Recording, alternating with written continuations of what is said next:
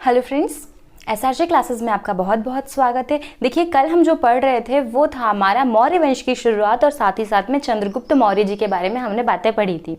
आज हम उनके ही पुत्र बिंदुसार के बारे में पढ़ेंगे, जो कि मौर्य वंश का अगला शासक बना और बिंदुसार के बाद मौर्य वंश का अगला शासक अशोक बनते हैं। ठीक, तो देखिए बिंदुसार मौर्य वंश के शासक है बिंदुसार। बिंदुसार किसके बेटे थे? तो चंद्रगुप्त मौर्य जी के पुत्र थे। साथ ही साथ में इनका एक उपनाम मिलता है जो है अमित्रघात। अमित्रघात का मतलब होता है कि शत्रु का विनाश करने वाला या शत्रु का नाश करने वाला अमित्रघात कहलाता है।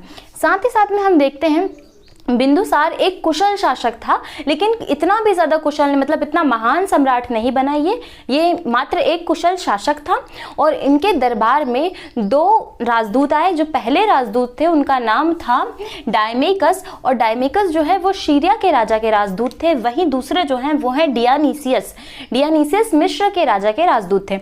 देखिए, ये जो डायमेकस जी हैं, ये डायमेकस जो है ये मेगस्थनीज के उत्तराधिकारी माने जाते हैं। अर्थात ये माना जाता है कि जैसे कि चंद्रगुप्त मौर्य के दरबार में मेगस्थनीज थे जिनकी किताब इंडिका थी, वैसे ही डायमेकस जो हैं वो बिंदुसार के राजदूत थे। बिंदुसार के दरबार में डायमेकस थे। साथ ही साथ में हम देखते हैं कि बिंदुसार जो है वो अजीवक संप्रदाय को मानने वाला था। अर्थात यह अजीवक संप्रदाय का अनुयायी था या अजीवक संप्रदाय को मानता था। साथ ही साथ में अजीवक संप्रदाय की स्थापना किसके द्वारा की गई? तो मखली पुत्र गोशाल के द्वारा अजीवक संप्रदाय की स्थापना की गई। ठीक, अब यहाँ तक की बातें समझ में आई कि बिंदुसार के शासनकाल में क्या क्या चीजें हुई। अब इसके बाद हम ये पढ़ते हैं कि देखिए, क्योंकि बिंदुसार के पुत्र की बात की जाए तो बिंदुसार के दो पुत्र मुख्य रूप से सामने आते हैं। जो पहले हैं वो है सुशीम और दूसरे जो हैं वो हैं अशोक। एक हो गया अशोक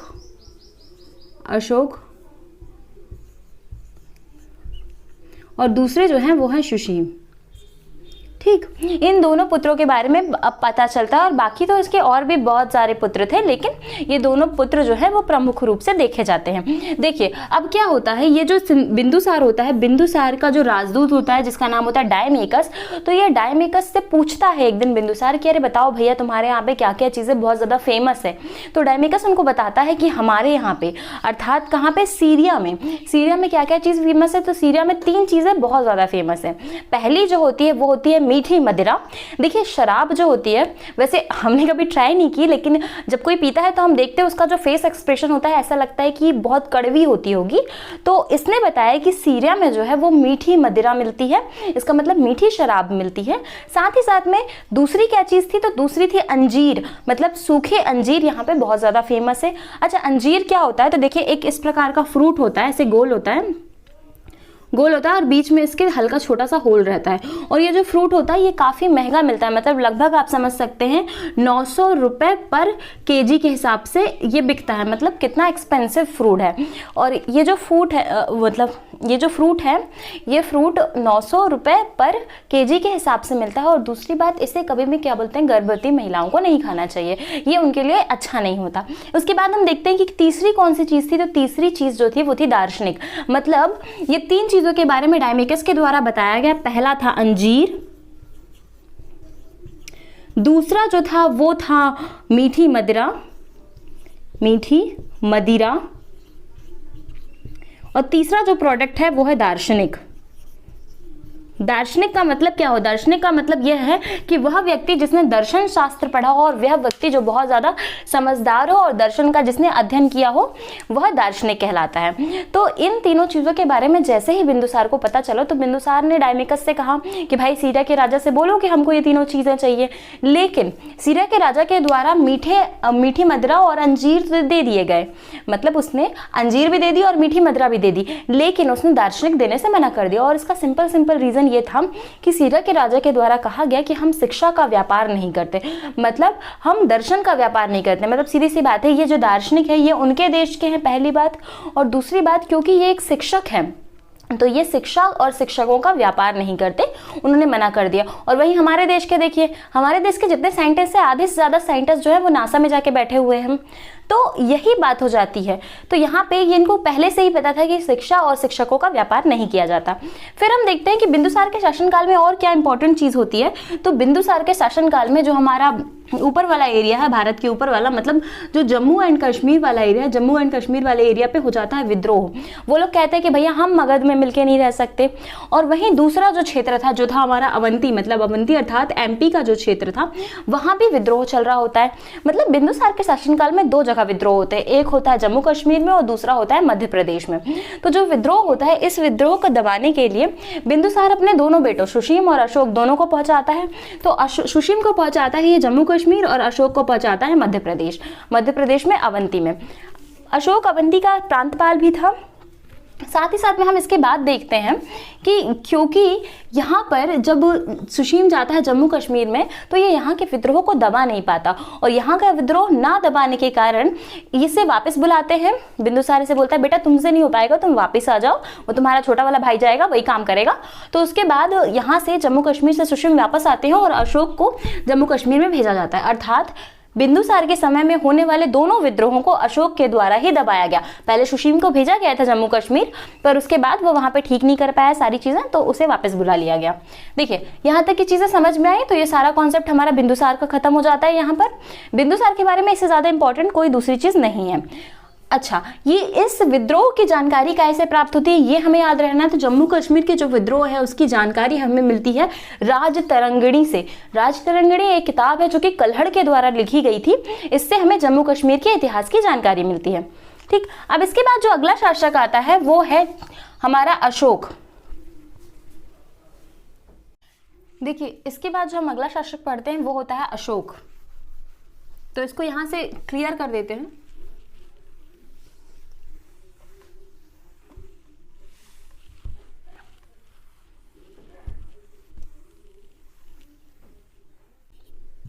देखिए अशोक की जब बात की जाए तो भारतवर्ष के महानतम शासकों में से एक सम्राट अशोक भी रहे हैं।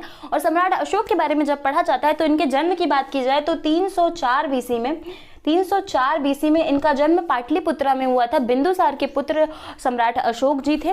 साथ ही साथ में बिंदुसार के शासन के समय में ये अवंती के प्रांतपाल थे, अर्थात अवंती की देखरेख ये बिंदुसार के समय में करते थे। इसके बाद ऐसा कहा जाता है कि इन्होंने बहुत सारे उत्तराधिकार के युद्ध किए, अर्थात इन्होंने गद्दी प्राप्त करने के लिए या राज सिंहासन को प्राप्त करने के लिए अपने 99 भाइयों की हत्या की। इसके बाद हम देखते हैं कि इनका राज्याभिषेक कब हुआ। तो जब राज्याभिषेक की बात की जाए तो 269 बीसी 269 बीसी में इनका राज्याभिषेक हुआ और इनके राज्याभिषेक के 8वें वर्ष 261 बीसी में कलिंग युद्ध हुआ। देखिए इनके शासनकाल में सबसे ज्यादा महत्वपूर्ण कोई चीज हुई है इनके जीवन में तो वो था कलिंग का युद्ध। इससे पहले ये बहुत ज्यादा क्रूर सम्राट थे, मतलब इतना ज्यादा क्रूर सम्राट कि किसी को भी काट पीट के आ जाते थे। जैसे कि हमने देखा था कि बिंदुसार के समय में जो जम्मू कश्मीर में विद्रोह हुआ था उस विद्रोह का दमन सुशीम नहीं कर पाए थे, परंतु अशोक गए और वहां पे दमन करके आए। और सिंपल मतलब सीधी सी बात है, हम ऐसा समझते हैं कि अशोक ने कैसे उस चीज को दबाया। तो देखिए क्योंकि जम्मू कश्मीर का जो ये एरिया है, ये जो ऊपर वाला हम एरिया देखते हैं, जम्मू कश्मीर वाला भाग जो देखते हैं हम भारत का, तो इस वाले एरिया में जब हमने देखा विद्रोह हुआ तो सुशीम को भेजा गया दबाने के लिए, परंतु सुशीम इस विद्रोह को दबा नहीं पाए। वहीं जब सम्राट अशोक यहाँ पर गए और उन्हें बोला गया कि आप इस विद्रोह को दबाइए, तो उन्होंने क्या किया, जितने भी विद्रोह करता थे उन सभी को ही मार डाला। तो इससे जब यहाँ से पूरे विद्रोहकर्ताओं को ही मार दिया गया तो विद्रोह कैसे होता। तो इस प्रकार से हम देखते हैं कि ये सम्राट बहुत ही ज्यादा क्रूर शासक रहे हैं। अशोक अपने राज्य विस्तार की नीति के लिए जाने गए थे और इसके बाद इन्होंने जब 269 बीसी में जब ये राजा बने तो इन्होंने अपना राज्य विस्तार बहुत ज्यादा किया और 261 बीसी में इन्होंने कलिंग युद्ध किया। कलिंग अर्थात वर्तमान जो उड़ीसा का क्षेत्र है वह कलिंग कहलाता है और कलिंग पर इन्होंने हाथियों के लिए आक्रमण किया गया था। इनके द्वारा ऐसा माना जाता है कि कलिंग उस समय हाथियों के लिए और लकड़ियों के लिए बहुत ज्यादा प्रसिद्ध राज्य था और उस राज्य पर मुख्य रूप से आक्रमण हाथियों के लिए ही हुआ था। तो सम्राट अशोक का जो कलिंग आक्रमण था वो 261 बीसी में हुआ था। इस समय कलिंग के राजा नंदराज थे। इस समय कलिंग के राजा नंदराज थे और इनके शासनकाल में अशोक का आक्रमण कलिंग पर हुआ। देखिए अब क्या होता है जब अशोक का आक्रमण इस समय में कलिंग पर होता है तो इतना भयानक नरसंहार हुआ कि अशोक का हृदय परिवर्तित हो गया।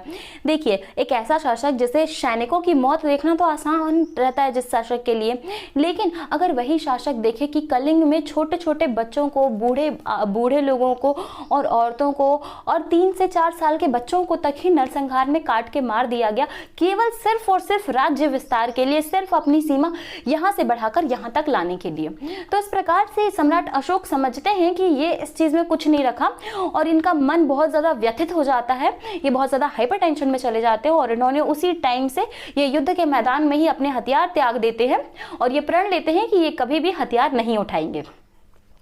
लेकिन जब ये सारी चीजें चलती रहती है तो इनके मन में बहुत ही दुविधा होती है कि इनके कारण इतने सारे लोगों की हत्या हो गई, क्योंकि इन्होंने हथियार तो त्याग दिए, परंतु पश्चाताप कैसे किया जाए, कैसे इस गिल्ट से बाहर निकला जाए, तो इस कारण से ये बहुत ज्यादा परेशान रहने लगे। फिर इन्होंने इनका एक भतीजा था जिसका नाम था निग्रोध को देखते थे, ये बहुत शांत प्रसन्न रहता था वो, तो उन्होंने एक दिन अपने पास में बुलाया निग्रोध को और पूछा कि बेटा बताओ तुम इतने खुश क्यों रहते हो, मतलब इतने खुश कैसे रह लेते हो।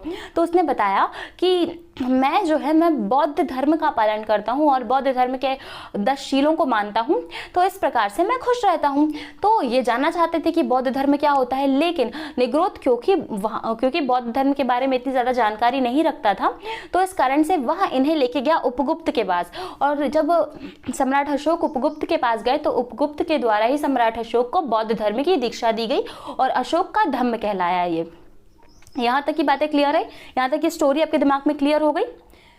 देखिए, अब जब सम्राट अशोक ने बौद्ध धर्म का पालन शुरू कर दिया और साथ ही साथ में हम देखते हैं कि इस समय तक बौद्ध धर्म बहुत ज़्यादा नहीं फैला था, इस कारण से सम्राट अशोक के द्वारा बौद्ध धर्म को बहुत ज़्यादा प्रसारित किया गया, बहुत ज़्यादा बढ़ाया गया, बहुत ज़्यादा फैलाया गया। लेकिन इन्होंने कभी भी बौद्ध धर्म के अनुयायियों के साथ कोई ज़बरदस्ती नहीं की, ना हिंदू धर्म के साथ किसी के साथ ज़बरदस्ती की। मतलब ये सिर्फ चाहते थे कि हमारा धर्म नहीं बल्कि हर किसी का धर्म फैले, हर किसी के धर्म का विस्तार हो। साथ ही साथ में सम्राट अशोक के बारे में जब हम देखते हैं तो इनके पुत्र पुत्रियों और वाइफ का नाम पता चलता है। तो पिता का नाम तो हमने पहले ही पढ़ लिया कि बिंदुसार इनके पिता थे। पत्नी के नाम की बात की जाती है तो इनकी एक पत्नी थी देवी और एक और प्रिय पत्नी थी जिसका नाम था कारुवाकी। और इन दोनों पत्नियों से एक एक पुत्र भी था। देवी के पुत्र का नाम था महेंद्र और वहीं कारुवाकी के पुत्र का नाम था तीवर।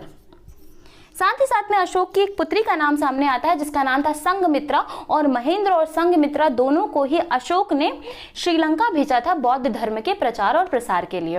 और वहां पे इन दोनों के द्वारा ही, मतलब इसके जो पुत्र थे महेंद्र और पुत्री संघमित्रा के द्वारा ही श्रीलंका के सिंघली वंश को प्रेरित किया गया बौद्ध धर्म बौद्ध धर्म अपनाने के लिए।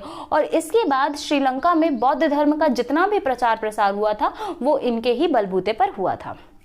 यहां तक की बातें समझ में आई। इसके बाद हम देखते हैं कि अशोक के समय में ही तृतीय बौद्ध संगति संपन्न हुई थी जो कि पाटलिपुत्र में हुई थी। और इसके साथ साथ हम देखते हैं कि अशोक ने बौद्ध धर्म का पालन शुरू किया, बौद्ध धर्म को मानने लगा, ये इसने अपने हथियार त्याग दिए, परंतु फिर भी यह इतना महान सम्राट, इतना महान शासक हुआ कि इसके समय में किसी भी बाहर से किसी का भी आक्रमण भारत पर नहीं हुआ और आजू बाजू का भी आक्रमण किसी ने मगध पर नहीं किया, क्योंकि अशोक जो था वह इतना ही, क्योंकि सब लोगों ने वैसे भी अशोक का कलिंग युद्ध देखा था, कलिंग का नरसंहार हर किसी ने देखा था, अर्थात जो आवाज उठाएगा अशोक उसको उठा देगा, ऐसा टाइप का कहना था। और सीधी सी बात है कि हम समझ के चल सकते हैं कि इन हाथों ने हथियार छोड़े हैं, हथियार चलाना तो नहीं भूले। तो इस प्रकार की बात रही। तो इस समय में, मतलब सम्राट अशोक के समय में, किसी प्रकार का विद्रोह सामने नहीं आता है। फिर और चीजों की बात की जाए तो तृतीय बौद्ध संगति इनके ही समय में हुई। अशोक के द्वारा बहुत सारे अभिलेख लिखाए गए और शिलालेख लिखाए गए। तो देखिए, अशोक ने अपने अभिलेखों में लिखा है, अशोक ने अपने किसी भी अभिलेख में अपना पूरा नाम नहीं लिखा है। बहुत ही कम अभिलेखों में अशोक का संपूर्ण नाम मिलता है। कहीं कहीं अभिलेख में लिखा है कि मैं मगध सम्राट, कहीं लिखा हुआ है कि मैं सम्राट, कहीं लिखा है कि मैं मगध का राजा अशोक। मतलब सीधी सी बात है, अशोक इतना महान शासक था पर वो शो ऑफ नहीं करना चाहता था। जैसे आज के लोग एक कुछ भी चीज बनवाते हैं तो उधर पे अपना नाम लिखवा लेते हैं कि ये इसके द्वारा बनवाया गया, माननीय इसके द्वारा बनवाया गया। लेकिन अशोक ने ऐसा कुछ नहीं किया, उसने किसी का नाम नहीं लिखा, उसने अपना खुद का नाम भी मैं मगध सम्राट करके ही लिखा था। तो इसे पढ़ने में इसलिए बहुत ज्यादा दिक्कतें हुई। लेकिन अशोक की एक समझदारी हमें समझ में आती है कि अशोक ने हर क्षेत्र पर उसी की भाषा के अनुसार लिपि लिखवाई है, उसी की भाषा के अनुसार अभिलेख लिखवाए। जैसे कि भारत में जो उसने अभिलेख लिखे वो ब्राह्मी लिपि में लिखे, क्योंकि भारत के लोग उस समय ब्राह्मी लिपि जानते थे। वहीं पाकिस्तान की जो लिपि है वो है खरोष्टी लिपि। मतलब अशोक के शिलालेख जो पाकिस्तान में मिलते हैं वो खरोष्टी लिपि में मिलते हैं। और एक और बात देखिए, अशोक के जो शिलालेख हैं वो भारत, पाकिस्तान, अफगानिस्तान और ग्रीक में भी मिले हैं। ग्रीक का कौन सा एरिया, जो तुर्की वाला एरिया, जो टर्की वाला एरिया है, उस एरिया में भी अशोक के शिलालेख प्राप्त हुए हैं। तो वहां पर किस किस भाषा में, तो भारत में जो है वो ब्राह्मी लिपि में, वहीं पाकिस्तान में खरोष्टी लिपि में, अफगानिस्तान में अरमाइड लिपि में, और टर्की या जो तुर्की का एरिया है वहां पे ग्रीक लिपि में इसके अभिलेख प्राप्त हुए हैं। अब बात करते हैं कि अशोक के इतने सारे अभिलेख जो अलग अलग स्थानों में प्राप्त हुए, इन अभिलेखों को हम एक अलग सेपरेट वीडियो बना के कवर कर लेंगे, क्योंकि अगर अभी इन अभिलेखों को पढ़ना चाहेंगे तो हम भूल जाएंगे और एक एक अभिलेख हम ट्रिक वाइज से बाद में कवर करते चलेंगे। ओके, अब देखिए, अब अशोक के बारे में हमने सारी चीजें कंप्लीट कर ली हैं। अब क्या करते हैं, हम आज की वीडियो को यहीं पे ख़त्म करते हैं। अगली नेक्स्ट वीडियो में हम अशोक के सारे शिलालेख पढ़ लेंगे और जो भी चीज़ें बची होंगी, जो भी हमें कवर करना छूट गया होगा, उस चीज़ को हम अशोक के शिलालेख में आगे कवर करते चलेंगे। Okay, thank you so much.